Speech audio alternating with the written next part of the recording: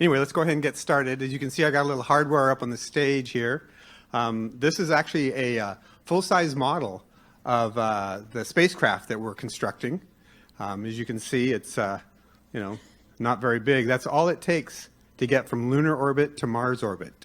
Up on top, the gold package is the payload. That's the Cubesat that we're going to be putting into Mars orbit. This is just a model. It's not real. But that represents the Cubesat that we'll be putting into Mars orbit.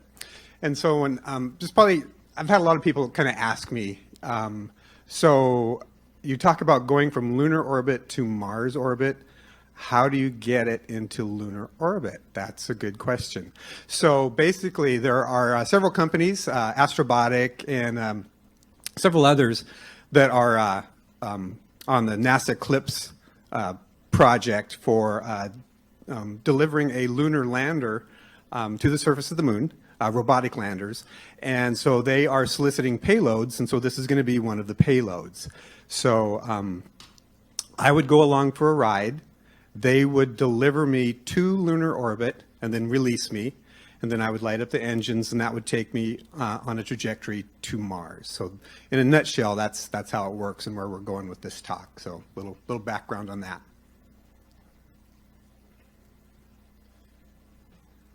So again, the proposal here is to launch from lunar orbit.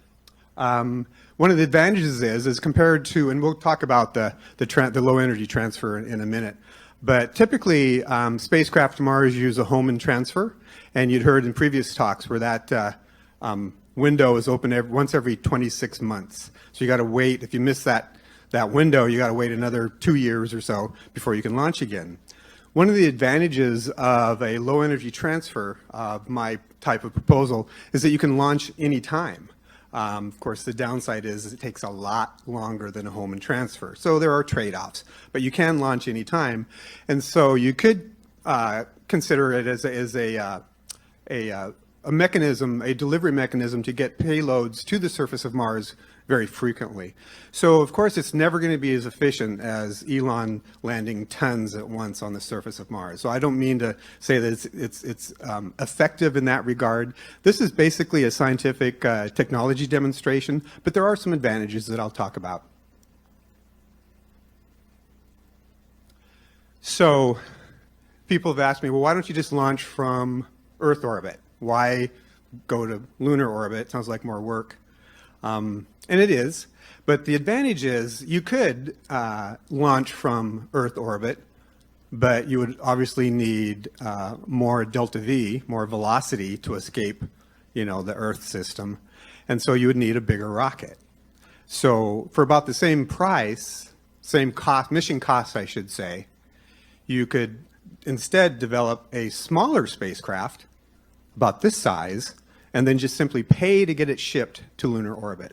So instead of, for the same cost, let's say the mission costs $25 million. For $25 million, I could launch from lunar orbit or build a larger spacecraft and launch from Earth orbit for the same cost.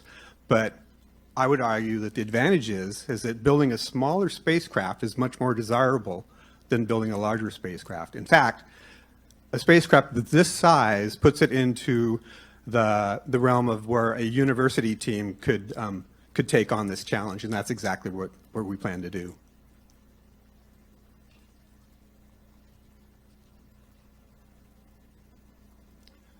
So I've been working on this for a few years. I actually spoke here at the Mars Society convention last year, and at that point, I was actually, we've come a long ways in 1 year, let's just say that. Last year, I'm considering multiple launch options, including a magnetic rail launch and some other exotic technologies that don't yet exist. Although it would work, it's, I wanted to get there sooner rather than later, so we opted for chemical propulsion. Some quotes here. Maxwell Hunter, the author of Thrust in Space, has an interesting quote here. He says, "To an observer on Earth, the lunar-based rocket looks like a very high-energy vehicle," which is true, because you're basically, when you put it into lunar orbit, you are, in essence, locked and loaded. So you've put a lot of energy already into just getting it there. That is true. But once there, you can launch any time. So I've been working for the last couple of years on the mission proposal, the actual mission analysis with a fellow, Dr. Edward Belbruno from Princeton. And he's kind of the forerunner of chaos theory and low energy transfers. He's done it previously to some lunar missions, and he's written some papers on how to do this to Mars using a low energy transfer approach, and we'll talk about that in a little bit. So I've been corresponding with him over the last few years, and I suggested instead of launching from the Earth, why don't we launch from the moon or from lunar orbit? And he thought that idea was amazing. And then just yesterday, I talked to my USC faculty advisor, who's going to be like, he's the principal investigator on this project. I should have mentioned that, Dave Barnhart from the Space Engineering Research Center that's over in Marina del Rey. It's part of USC. And so that's the group that I'm going to be working with. And I just met with him yesterday. And we've been talking for quite some time. He wasn't quite sure what the whole project was about till we talked yesterday. And when he kind of saw where I was going with this, that was his comment. It's fascinating. It was good to hear.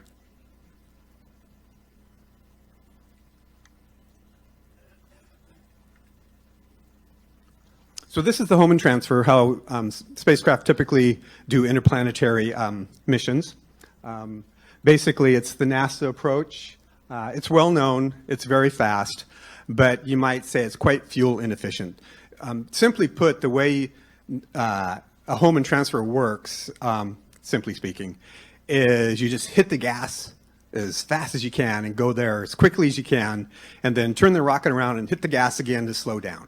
So it works and it's very fast, but it can be energy inefficient.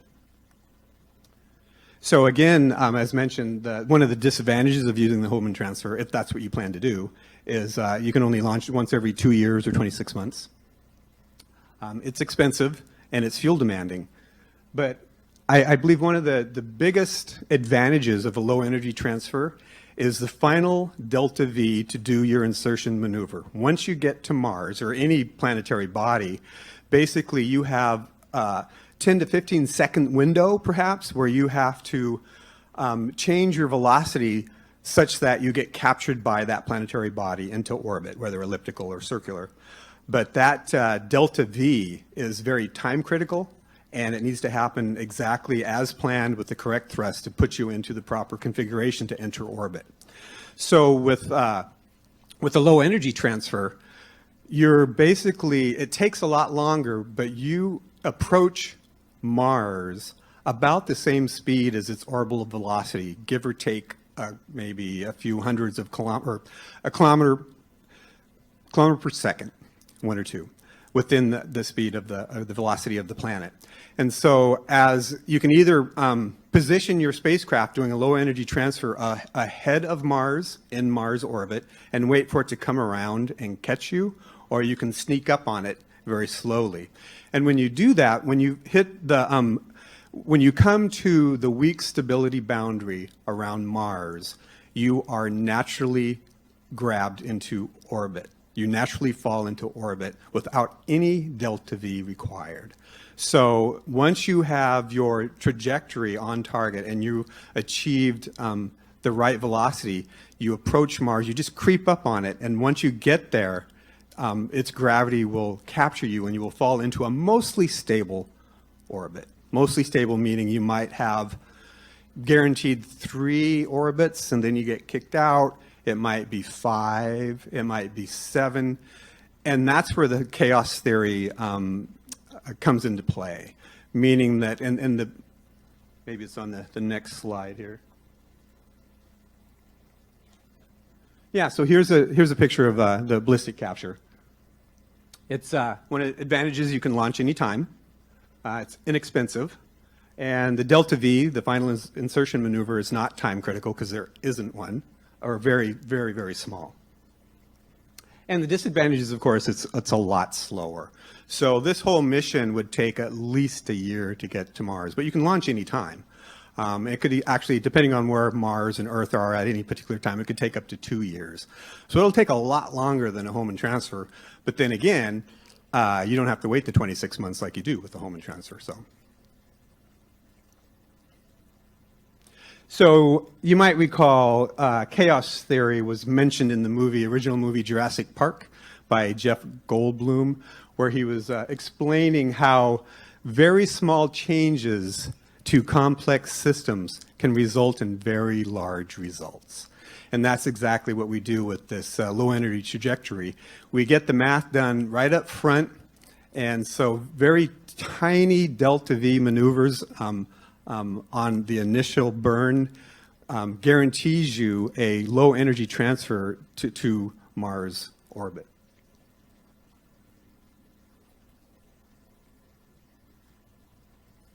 So again, ballistic capture is popularized by Dr. Edward Bell Bruno of Princeton, and there have been actually some NASA missions that have used that technique.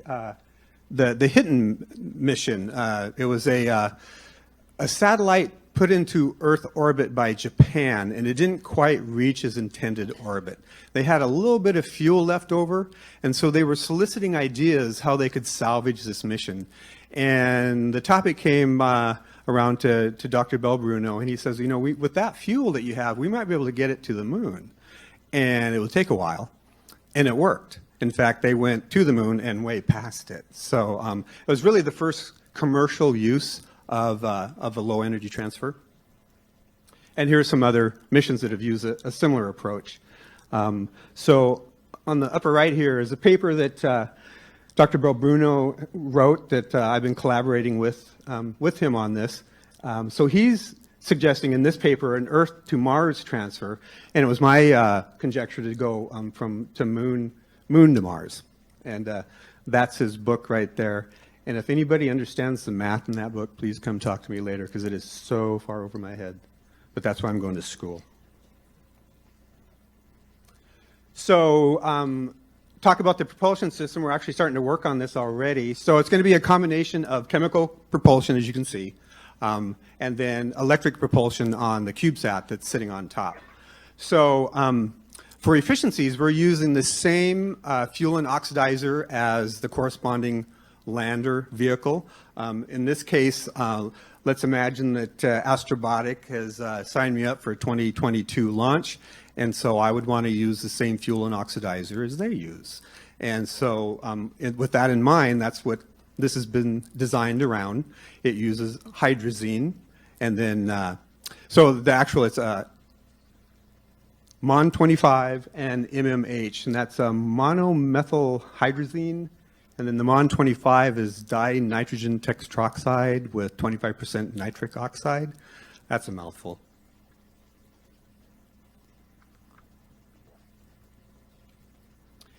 And then various micro thrusters that we would propose to use for the station keeping. So the mission plan actually, you know, would be once we get into Mars orbit, would be the mission would be to explore the weak stability boundary.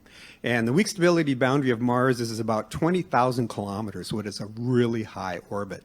But at that altitude and the velocity that the spacecraft would be traveling, it would be just on the borderline of leaving orbit and going off into space, or dropping down into a lower orbit and eventually into the atmosphere. So it's right at that, it's like the edge of gravity, if you want to consider it that way, where a little tiny delta V would take you away from the planet, and a very small delta V, we're talking like tens of meters per second. So it's right on that edge of where you go off into space or you go down into the atmosphere. And so since, you know, no planet is equally distributed with its mass, like the moon and things like that, the plan would be to do station keeping around Mars to explore and map out the weak stability boundary around Mars. And then I have, you know, pushing the envelope, of course. Since we're at 20,000 kilometers, it wouldn't take too much more fuel to drop you down to 100 kilometers, and then possibly release a very light payload, possibly, that could even reach the surface of the planet. So it is possible, maybe, for a very low cost, mission cost, to actually get something very small, less than a kilogram, probably quite a bit less than that, to the surface of the planet. Basically the smallest transponder radio that you could imagine to get to the surface of the planet to actually say I made it, so you can actually prove that you did something.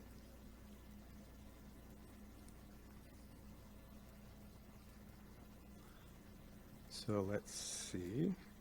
So I have a short video here of a static test of the rocket engine that you see on the bottom there. Let's see if this works. There we go. Watch how hot that nozzle gets. White hot. That is hot. So it uses radiative cooling. It's a radiative cooled propulsion system. So here are the launch providers I've been talking with. The first one on the lower left here is Astrobotic. That's their Peregrine lander. It's a robotic lander. And then Intuitive Machines has their Nova C. And I designed this spacecraft about a year ago. And about a couple of months ago, I noticed the Nova C lander design. They look very similar. Mine is just a smaller version of that. And so the way it would work is, whoops, what did I do? There we go.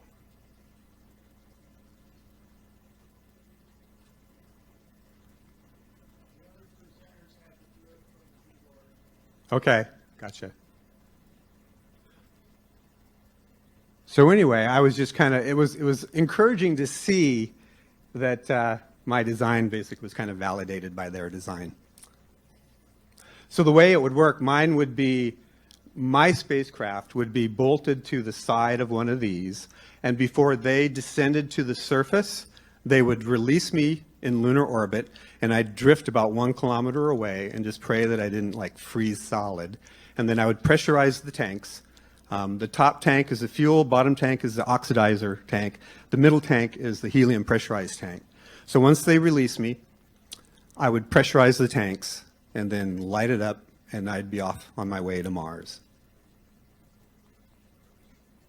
So here's another video clip of the Intuitive Machines. And so they, I believe they're planning to launch on a SpaceX booster to get them to Earth orbit, and then from there to the moon. So let's go ahead and play their video. So there's their lander.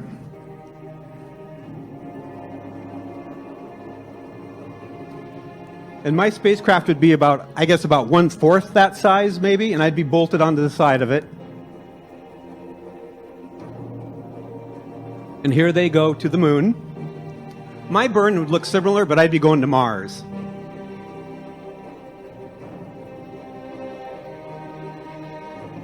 So right about here is where they would release me into lunar orbit, and then they would take their other scientific payloads down to the surface of the moon.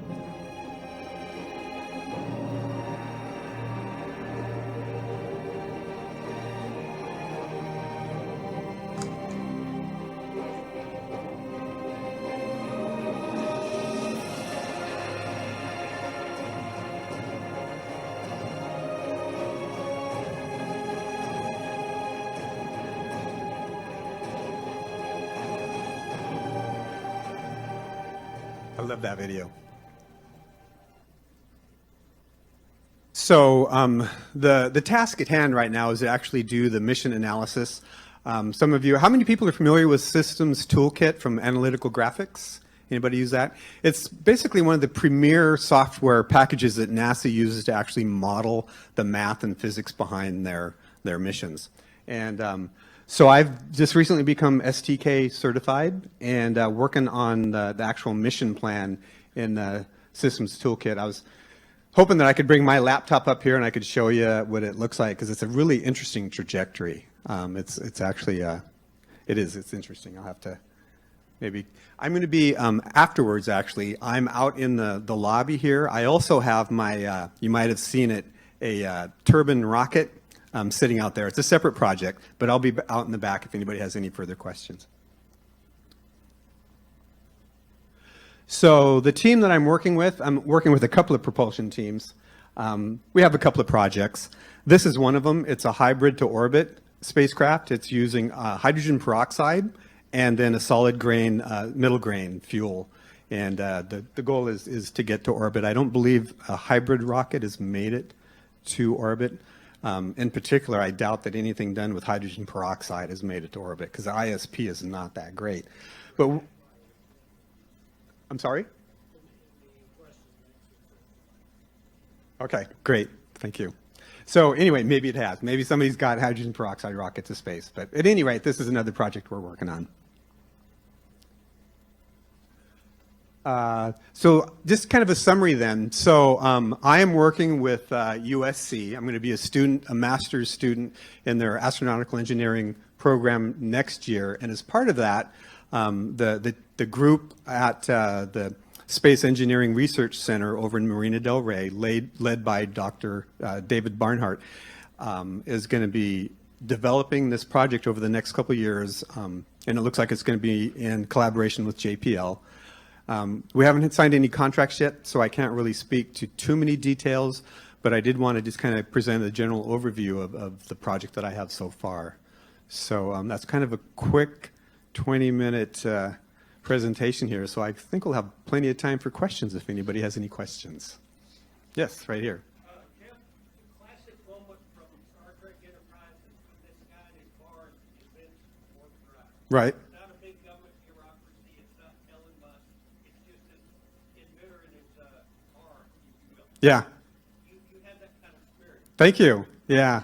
Have you actually raised any kind of angel capital, venture capital? No, but we do have two active solicitation grant proposals into NASA right now.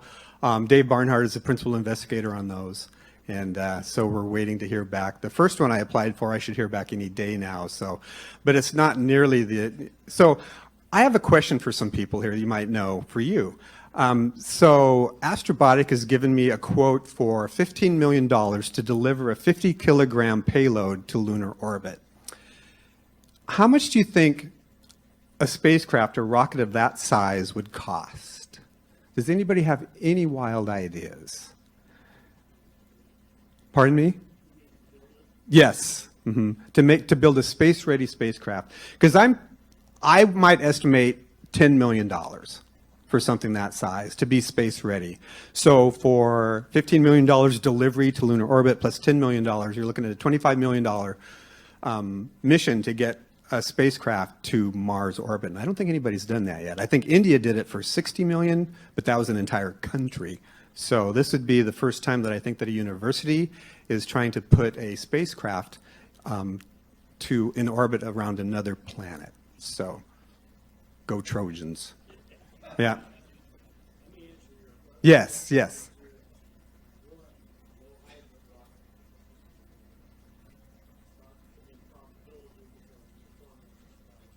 Right. So he said that no hybrid rocket has gone into orbit yet, correct? Okay.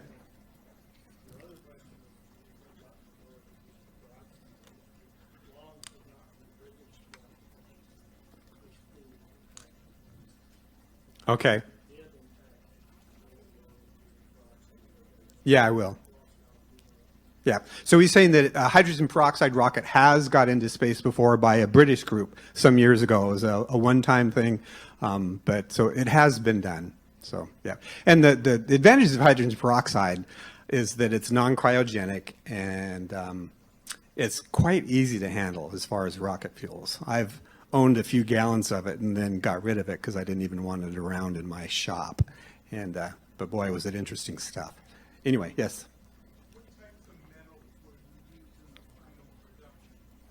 Yeah, the question was, what type of metal do you plan to use? So for the spacecraft itself, the nozzle, we're looking at a material, an element called rhenium. It has very good thermal properties, and so that's something that we're looking into. Rhenium, R-H-E-N-I-U-M. I had never even heard of it before until one of my design engineers kind of mentioned it, and so we're looking into that. Basically, you saw in that one clip how hot it got, man. So yeah, it gets white hot. So that's how you keep it cool, basically through just black body radiation. Yes. Right, right. Yeah, I don't think anybody's used rhenium yet.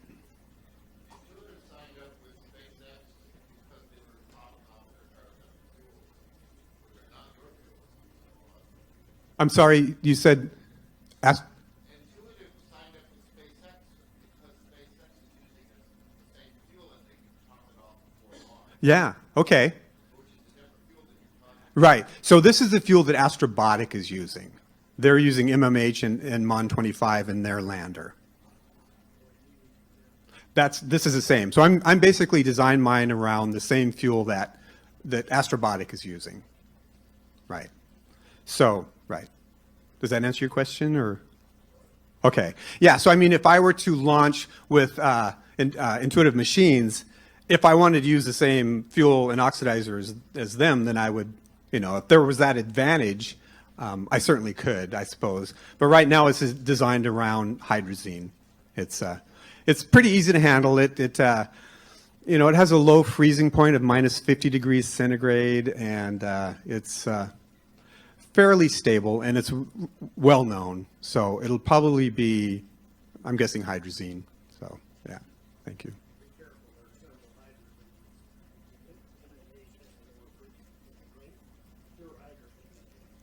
Mm-hmm. Okay, great. Yep, thank you. One more question. Yes, right there.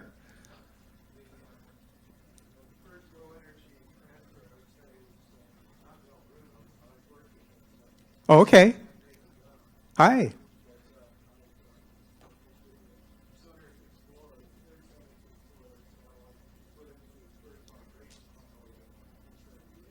Nice.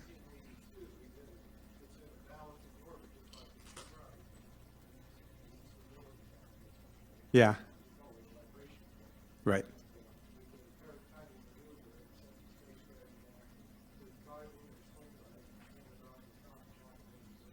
Very nice. Yeah, so the comment here is that there have been some low energy transfers before using the weak stability boundary approach, and it sounds like it was done back in the 70s, so it's been done before. So, yeah. Any other questions? Yes, right here. Jeff, I'm a business and finance guy, not a technical guy. I'm sitting here watching University of Southern California. I don't have the figures right here in front of me. I'm guessing the endowment is about $12 billion. Okay, and this is a serious university now. It used to be a football and garden school for the rich. Now it's a really serious and reputable university, even the science and engineering department. The bottom line is, get your faculty and advisors fired up. Yep.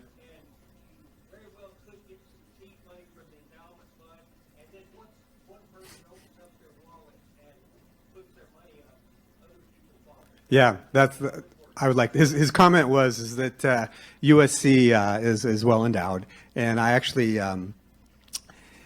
you might even imagine that one of the students would have